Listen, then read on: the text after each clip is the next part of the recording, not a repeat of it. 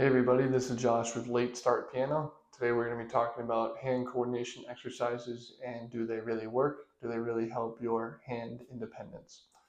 So the short answer is yes, they do help your hand independence because you're practicing using both hands at the same time, with one hand doing this thing, the other hand doing something totally different.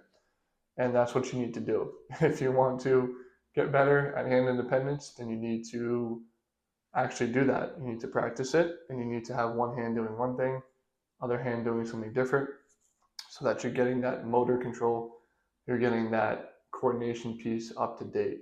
So doing exercises, you do like the hand exercises, you go on YouTube and you type in hand independence exercises piano. You'll find, I'm sure, thousands of videos of people that already posted things that will help you with your hand coordination, with your hand independence, so that you can do two separate things at once at the same time. With that being said, you don't need to do that. Your hand independence will get better on its own just by playing different songs, by going through different method books. Like here's one example. This is Alfred's. This is the level 2 version, Alfred's method book. You can just play through these books as well. They're going to be having you doing different things between the right hand and the left hand. That is also going to work on your hand independence. So you don't have to sit down and do these drills or exercises for hours every day that you find. All you have to do, you can do that if you want. There's nothing bad about that. There's nothing wrong with that if you choose to do so.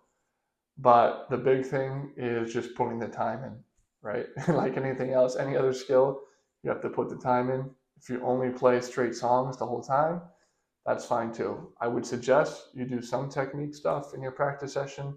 Doesn't necessarily have to be some kind of drill for hand independence, but definitely some kind of technique, um, scales, arpeggios, some kind of even hand and technique is good as well. But you don't want to have that to be the main focus of your practice. Your main focuses should be playing the piece that you're working on every single time, getting that down to a place that you feel comfortable with, and then you can move on to the next piece, because you want to be able to play a lot of songs. You want to be able to have conquered a lot of songs. And what I mean by that is you want to start with a brand new piece of music and play it from start to finish, go through that process of learning. Just go through the process of learning a new piece of music.